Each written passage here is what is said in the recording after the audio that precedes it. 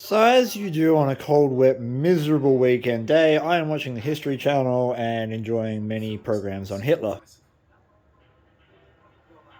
That's what you do, right?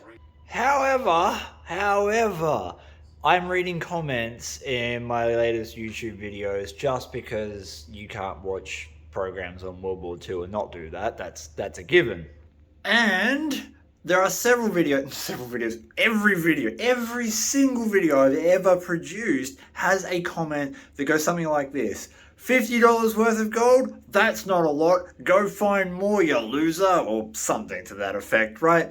So let's talk about what is actually a lot of gold. That right there is a little over a gram and a half of gold. And for me, that is a pretty good take. And I say that because I dug it out of the ground, and it takes a long time to dig gold out of the ground. Now, we could go into values of the creek and whatnot, but we're gonna break it down right from the very beginning.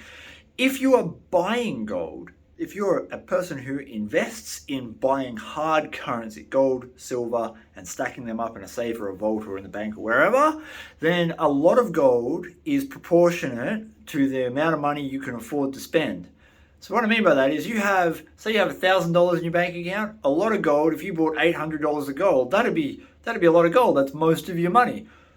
A lot of gold is proportionate to the amount of money that you can invest. We, as prospectors, have something a little bit different. This gold here took me around 4 hours to dig out of the ground utilizing the Gold Hog multi-sluice. And it is a pretty rich spot. I had to classify buckets. Well, no, I had to drive there. It took me an hour to drive there. I had to then get my buckets and my gear and all my equipment out of the car, hike it to the spot. Then I had to set up everything. Then I had to prospect to make sure I was on the richest spot. Then I had to classify buckets. And then I had to process the dirt, and I had to repeat those two last steps again and again and again until I ran out of energy. Then I had to pack it all up, get it back in the car, drive an hour home, get all the cons out of the car, classify them, go through the cleanup process. It took me a whole day, like literally a whole day to get that. Now, that is not a lot of gold money-wise. I could buy that amount of gold from the Perth Mint today and it wouldn't make any difference to my bank account.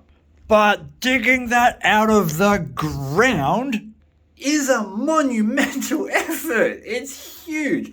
And I was rewarded by that because generally speaking, if I put the same amount of effort into several of my other spots, I wouldn't have been rewarded with just over a gram and a half of gold. I would have maybe got a 0.6 or a 0.8 for the equivalent amount of effort going into it.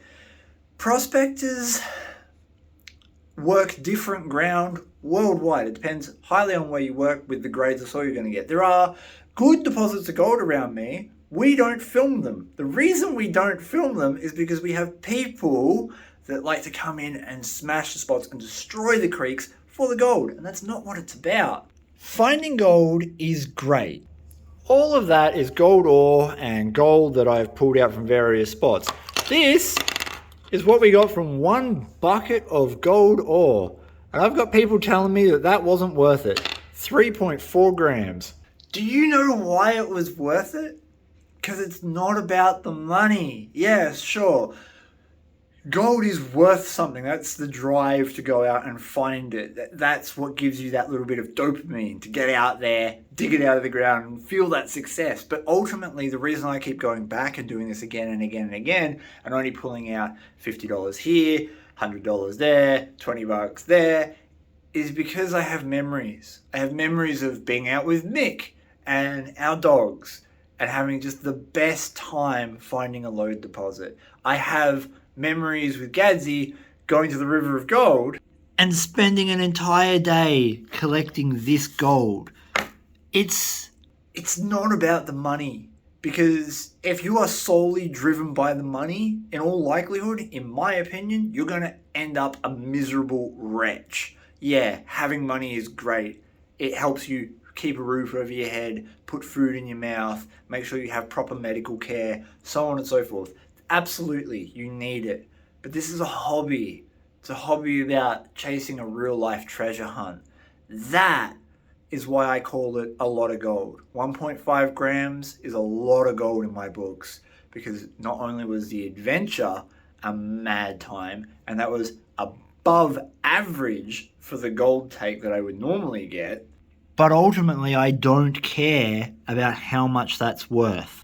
I literally only include the gold total price at the end because everyone kept asking for it. It's the only reason it's there. I would end the video as soon as I weighed it up if I had it my way, but I do that for the viewers who are interested in the monetary value of it.